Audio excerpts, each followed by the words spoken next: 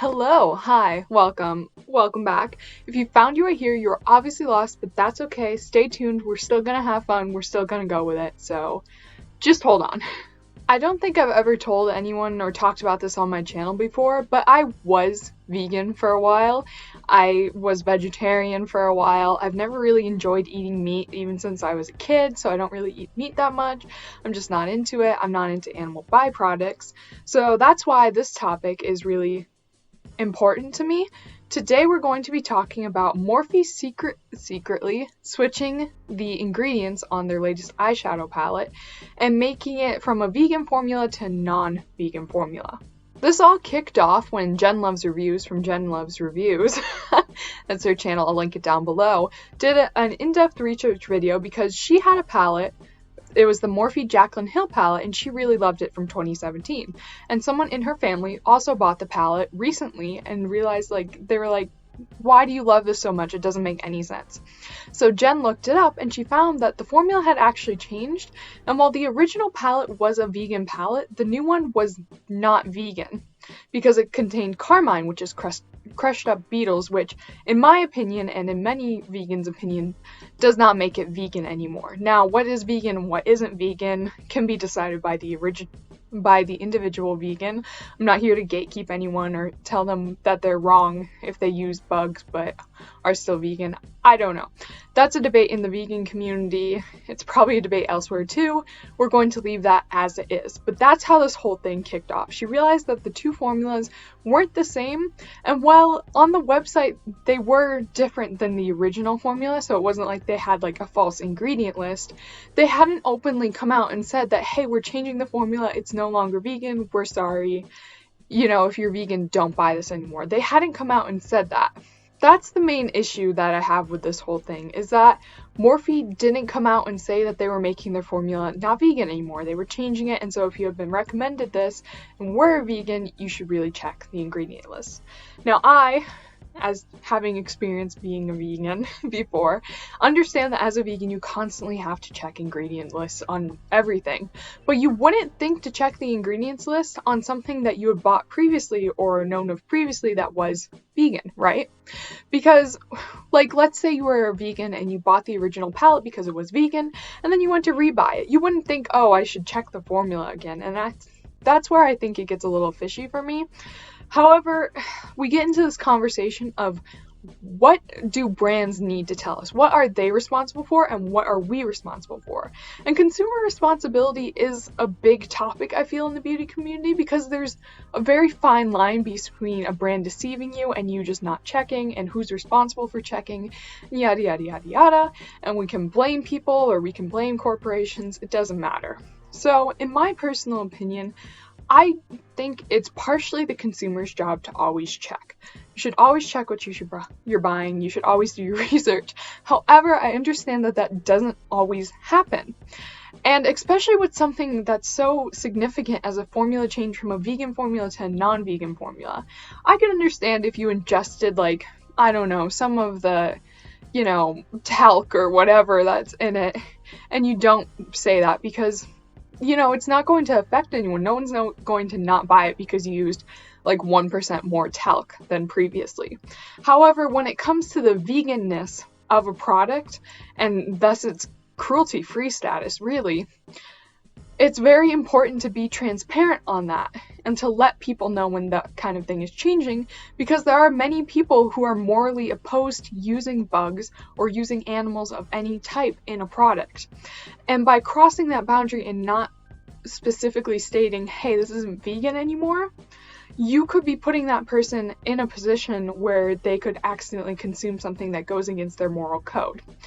To me, it's very similar to, okay, kosher. Let's say kosher.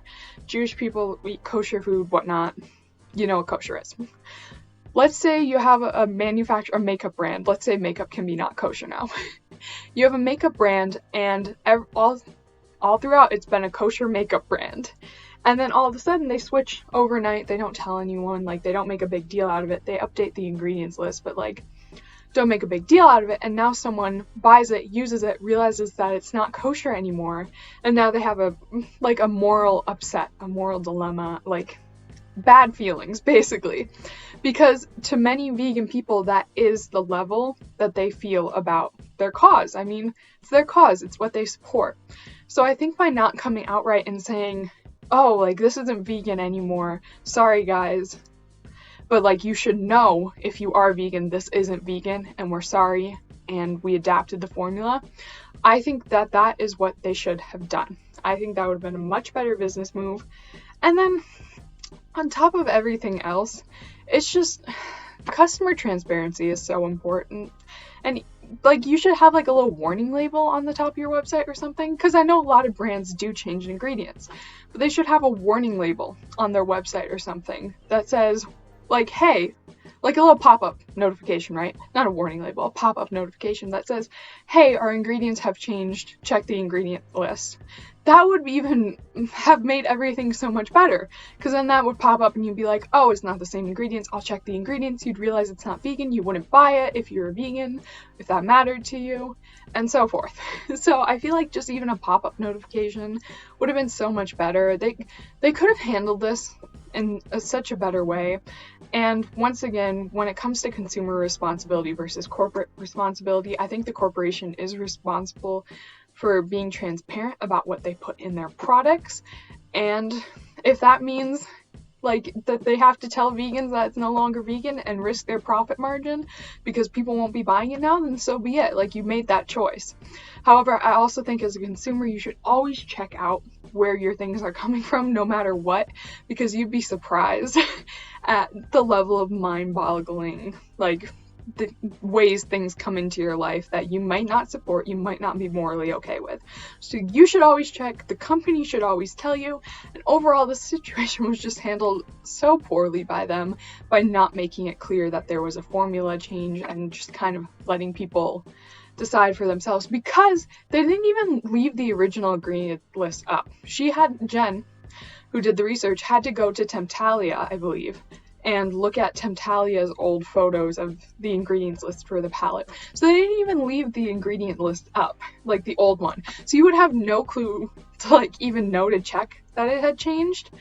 Just crazy. I don't know. Tell people when things change. Don't put people in morally compromising like situations. Even if you don't agree with being vegan, like, it still sucks to have that happen. I remember like so many vegan horror stories about how they'd go to Starbucks or something and they'd order coffee with like almond milk creamer because that's safe for vegans, and the people would purposely put in like whole milk creamer just to like make them drink milk because they didn't agree with veganism. And while I don't think like every omnivorous person is out to get vegans, I do think there are specific people in this universe who just are bad people and will try and fuck anything up for anyone. And I'm not saying that that's what happened here, but I'm saying that they should be more responsible and, you know, be more open about it, because it is a morally compromising thing for some people and something that some people don't want to support. With that being said, I'm going to cut this video a little short because that's all I really have to say, is that the corporation Morphe should have told people, and that people also need to check, because can't trust corporations. You just can't do it. We've seen time and time again that we can't trust them. So that's all I really have to say about this. I feel awful for anyone who bought the palette and who is vegan and who did use it unknowingly and didn't know that it had changed. That is an awful thing to have to deal with. I know that it can make you feel horrible and guilty and all of that, but you shouldn't feel guilty. Just breathe in, accept, and move on, because you're going to be okay. And I'm also disappointed that the palette isn't as good, because that sucks. Like, why take something good and ruin it? I don't know. As far as the whole, like, where Jaclyn Hill falls in this issue, I don't fucking know. I'm so done with her and trying to figure out what's true and what's false. I feel like I just want to leave that to someone else, because I honestly can't decide anymore with her. Like, I don't know what to believe from her and not. So I don't know her involvement in this whole thing. I don't know if she knew that the formula changed. I don't know if she had a hand in the formula change. I don't know if, like, I just don't know. I don't. So I'm not going to comment on that. But yeah, with that all being said, the reusable apparatus of today is this lovely water bottle that my mom gifted me a while back. It kind of matches my shirt, so I'm really happy about that. Like, just randomly happy about that. And with that being said, don't forget your reusable drinking apparatus. And also, don't forget that Starbucks is not taking reusable cups right now. That's right. Starbucks is not taking reusable cups right now. And quite frankly, you shouldn't be bringing reusable cups to places at this point because there is an outbreak of a virus and you don't want to get other people sick. You don't want to risk getting yourself sick. So for now, try and drink at home. And if you can't do that, then just accept that you'll be making a bit of plastic waste for now, for the sake of your own health. And with that being said, continue having a wonderful day and being a wonderful person, and I will see you next time. Bye!